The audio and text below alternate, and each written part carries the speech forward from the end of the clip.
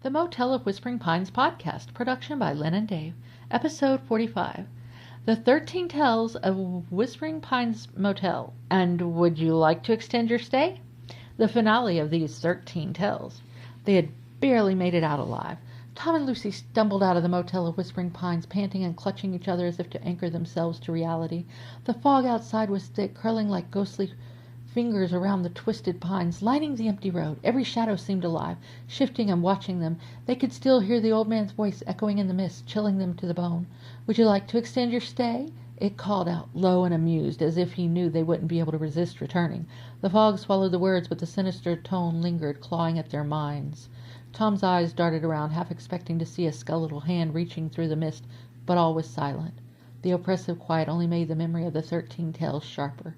Each terrifying story echoing in his mind, replaying over and over. They could feel the weight of the motel, an old malevolent force, watching them even now. Tom let out a shaky breath, then looked at Lucy, who was still wide-eyed, her face as pale as moonlight. Let's go back to the room, Lucy," he managed, his voice barely a whisper. Lucy shot him a horrified glance. "Back? Are you serious? After all that?" She shuddered, wrapping her arms round herself as if to ward off the lingering chill of the skeleton's bony hands. Tom sighed, resigned. "We don't really have a choice. There's nothing else out here for miles. I don't think we'll be able to make it anywhere tonight." He looked at her apologetically, his face tinged with a greenish hue. "And besides," he added through clenched teeth, I really need to, handle something." Lucy grimaced. "Oh, no, don't tell me." "Yeah," he said, pressing a hand to his stomach, his face twisted with discomfort. "I need to download some software." Lucy cringed, but there was a glint of exasperated humor in her eyes. "Just please, for the love of all things holy, turn on the fan this time."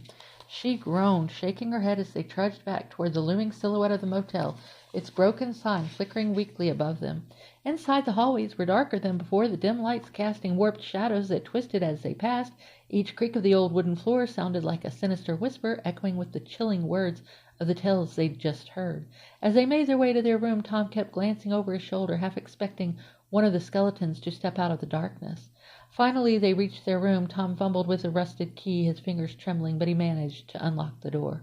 They stepped inside, and the stale, musty smell hit them like a wave. The faded wallpaper seemed to sag even more, peeling away from the walls in thin strips, as if the room itself were decaying around them. As soon as the door clicked shut, Tom's face turned an alarming shade of green. He clutched his stomach, muttering a quick, "I'll be back," before bolting toward the tiny, creaky bathroom. Lucy winced as the door slammed shut, followed by the sound of the ancient fan sputtering to life. She could already tell it wouldn't be much help.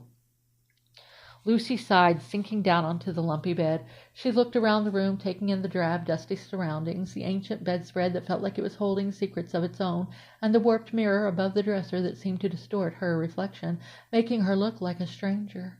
A shiver ran down her spine, and she quickly looked away. The memories of the tales they'd just heard flickered through her mind, vivid and unsettling. She could almost see the miner's haunted face, feel the gambler's bony fingers clutching his cards, and hear the hollow, rattling laugh of the puppet master as he twisted his strings. She shook her head, trying to push the images away, but they clung to her mind like cobwebs. From the bathroom, she could hear Tom muttering under his breath, his voice muffled. She tried not to imagine what was going on in there. "Come on, Lucy," she whispered to herself. "It's just one night. We'll be out of here by morning." Just then, the lights flickered, casting strange shadows that danced across the walls. Lucy froze, her heart pounding. She strained to hear, half expecting the faint, eerie echo of the gravekeeper's voice, or the sound of bony fingers scratching at the door, but there was only silence. The fan in the bathroom sputtered and groaned, struggling against the thick, stale air. Tom's voice drifted through the door, slightly louder this time. "Lucy?" She jumped, clutching her chest. "What?" There was a pause. "This fan isn't working. It's just making everything worse." Lucy groaned, pressing her hands to her face. "Just hurry up, Tom. I don't think I can survive this night if you don't." There was a soft chuckle from the other side of the door, and for a moment the tension lifted just a little, but as she sat there in the dim, musty room, Lucy couldn't shake the feeling that they weren't alone. The silence felt too heavy, the shadows too thick. She could feel the weight of unseen eyes watching her, waiting. Just as she began to calm herself, the lights flickered again, this time going out completely. The room plunged into darkness, and she gasped, her heart hammering in her chest. "Tom," she called, her voice barely a whisper. There was no response. She waited, straining to hear, but all she could make out was the soft creak of the floorboards, the faint rustle of something shifting in the darkness. "Tom," she called again. louder this time. The bathroom door creaked open, and a shadowy figure stepped out. Lucy's breath caught in her throat. She couldn't see its face, but she could feel its gaze, cold and piercing, as it slowly moved toward her. "Lucy?" the figure rasped, its voice low and chilling. She backed away, pressing herself against the headboard, her hands shaking. "Tom, is that you?" The figure stepped closer, the shadows peeling away to reveal Tom's pale face, his eyes wide with fear. "The bathroom. There was—" He shuddered, unable to finish his sentence. I think we need to leave. Now." Lucy didn't need to be told twice. She grabbed her bag, and together they bolted for the door. As they raced down the darkened hallways, the sound of faint whispers followed them, growing louder with each step, as if the spirits of the motel were reaching out, desperate to keep them there forever. Finally they burst out onto the road, gasping for air. The fog had lifted slightly, and in the pale moonlight the twisted pines looked almost peaceful. But as they glanced back, they could see the old man standing at the entrance, his lantern casting a sinister glow over his twisted smile. "Until next time," he called, his voice echoing through the night. "We'll keep your room ready." Tom and Lucy shuddered, turning away from the motel of Whispering Pines, vowing never to return.